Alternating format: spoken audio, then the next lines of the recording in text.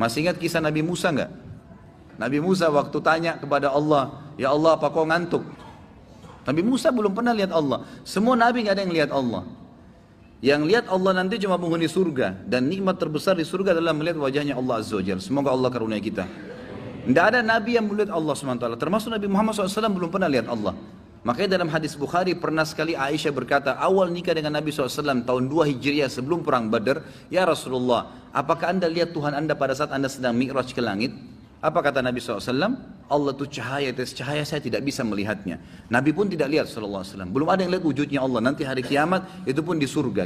Nabi Musa AS berkata melalui Jibril, saya ingin tahu apakah Allah itu mengantuk. Apakah engkau mengantuk ya Allah? Sampaikan pesan itu. Jibril AS jawab mengatakan, Tuhanmu memberikan salam kepadamu hai Musa. Dan kamu disuruh pegang segelas air. Jangan kamu pindahkan sampai Tuhanmu perintahkan. Baiklah, Nabi Musa pegang gelas. Dipegang dari pagi nih, disuruh pegang. Tidak ada wahyunya Allah datang. Nabi Musa patuh, pegang terus, nunggu sampai malam. Waktu sudah malam, karena kelamaan pegang gelas, ngantuk Nabi Musa. Begitu ngantuk, gelasnya jatuh, tumpah air. Pada saat itu Jibril AS datang. Wahai Musa, Tuhanmu berfirman kepadamu, kalau Allah Tuhanmu itu ngantuk sesaat, maka alam semesta ini seperti air di gelasmu. Berantakan semua. Allah maha sempurna. La ta'khuduhu sinatun. Sina itu ngantuk. Wala naum. Apalagi tidur. Sifat zat yang maha sempurna. Zat yang seperti ini layak untuk disembahin. Dan itu cuma satu. Lalu dikatakan dalam ayat Al-Baqarah 163. A'udzubillahi minasyaitonirrajim. Wa ilahukum ilahun wahid. La ilaha illa huwar rahmanur rahim. Dan Tuhanmu adalah Tuhan yang Maha Esa. Tidak ada Tuhan yang berhak disembah melainkan Dia. Gak ada yang layak disembah, dipatuhi, ditakutin, diturutin kecuali Dia. Dialah yang Maha Pemurah lagi Maha Penyayang. Ikhwas sekalian, apa contoh penyayangnya Allah? 50 tahun antum zina, taubat di umur 51 tahun diterima gak? Coba kalau kita punya pegawai sekali aja bohong. Biar dia datang setelah itu pakai ijazah S3 tidak diterima lagi kerja. Ini orang 50 tahun bohong, taubat Allah ampunin. Fir'aun bukan cuma tolak ada Tuhan namanya Allah, ngaku Tuhan, saya ingin Allah. Apa kata Allah kepada Nabi Musa dan Nabi Harun? Idhaba ila fir'auna wa qula lahu qawlan layyinan la'allahu yakhsha yatadzakkar aw yakhsha. Coba kalian berdua ke Fir'aun tuh dan ucapkan kepadanya kalimat yang baik-baik. Siapa tahu dia sadar. Allah masih sayang. Dalam sebuah riwayat Bukhari, bentuk kasih sayangnya Allah, ada satu orang dari Bani Israel selalu caci maki Nabi Musa. Begitu ketemu Nabi Musa dicaci maki, Taurat dicaci maki, Allah dicaci maki. Selalu begitu. Lalu Nabi Musa AS sabar, diajak berantem Nabi Musa. Nabi Musa nggak pernah tanggapin. Setahun, 2 tahun, 3 tahun, tiap hari orang ini begitu. Ketemu Musa tanpa sebab, tanpa apa, benci Nabi Musa AS. Begitu sudah 5 tahun, Nabi Musa sudah nggak sabar nih, manusia. Dia bilang, ya Allah, ambil alih orang ini. Jibril AS datang, malam hari diminta sama Allah. Ini saya sudah nggak tahu hadapin orang ini bagaimana nih. Saya harus berantem kah? Saya harus bagaimana kah ambil alih ya Allah. Maka yang terjadi ikhwas sekalian, Jibril AS datang mengatakan, pada malam itu dia selesai sholat malam Nabi Musa. Jibril berkata, wahai Musa, Allah sudah menjadikan siksaannya orang itu di tanganmu. Terserah kamu apa. Bilang saja Allah kabulin. Mau terputus urat sarafnya kah, mau mati tiba-tiba kah, mau kena petir kah, tenggelam di tanah kah, terserah, apa saja. Musa AS mengatakan baiklah. Besok pagi, subhanallah, dengan hikmah Allah, begitu keluar rumah orang itu lewat. Caci maki lagi Nabi Musa, tanpa sebab, ajak berantem, caci maki Allah, caci maki Taurat. Nabi Musa AS di depan beberapa kaumnya bilang, bumi tenggelamin orang ini. Perhatikan kasih sayangnya Allah di sini ya.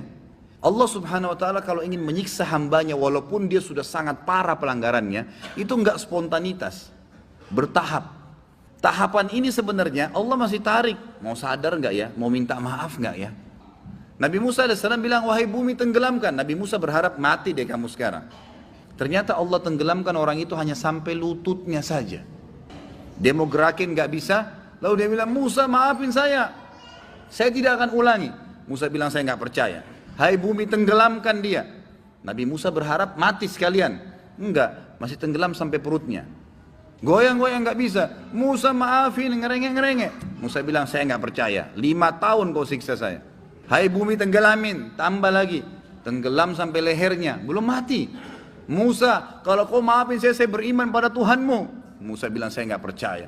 5 tahun caci maki Allah, terus mau bilang beriman sekarang nggak mungkin. Bumi tenggelamin sama Allah. Begitu tenggelamin sama Allah, bumi sudah matikan orang itu. Jibril datang. Apa kata Jibril salam? Wahai Musa, Tuhanmu kirim salam sama kamu. Ini hadis Bukhari. Kirim salam padamu dan berkata, wahai Musa, hatimu kok keras sekali. Kalau orang itu minta maaf sama saya di awal tenggelam di lututnya, saya maafin, kata Allah. Padahal orang ini 5 tahun caci maki Allah. Begitu luar biasa kayak sayangnya Allah. Apa kata Jibril AS dalam hadis Bukhari yang lain? Wahai Muhammad, waktu bertemu dengan Nabi SAW. Ini kisah tentang waktu ditenggelamkan Fir'aun. Kata Jibril AS, wahai Muhammad, kalau kau lihat bagaimana saya masukkan di mulutnya Fir'aun tanah dari Laut Merah, supaya dia tidak bisa mengatakan, wahai Tuhanku ampuni. Karena kalau dia ucapkan, Allah maafkan. Jibril sendiri nggak mau lagi dia beriman di Fir'aun. Luar biasa gitu.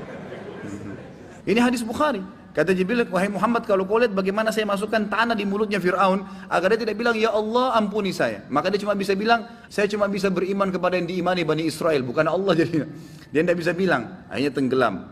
Jibril tahu kayak sayangnya Allah. Kalau sempat diucapin, hai Tuhanku, dimaafin. Saking luar biasa rahmatnya Allah subhanahu wa ta'ala. Makanya Allah itu memang Rahmanur Rahim. Kemudian juga dikatakan di dalam surah Toha ayat 14.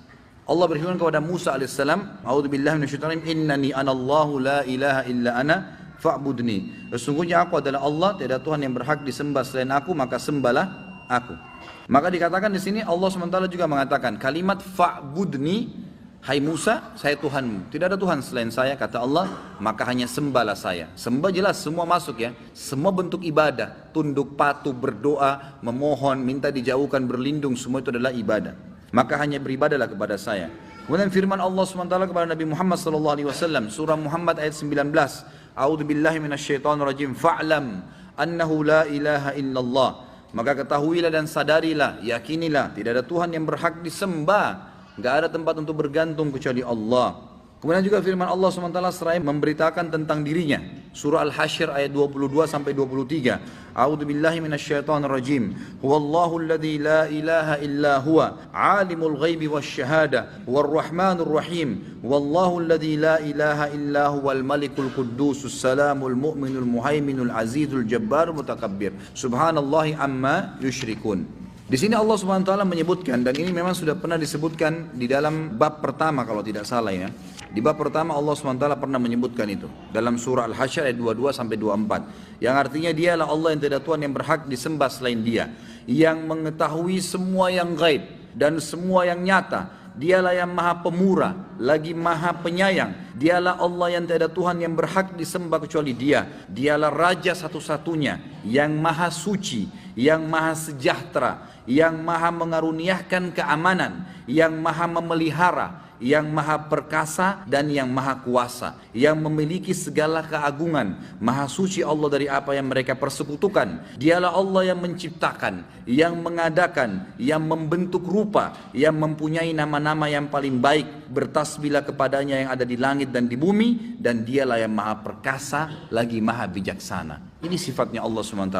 Jadi orang yang menggantungkan nasib sama Allah itu luar biasa. Bagaimana dia bisa mendapatkan masalah-masalah seperti ini.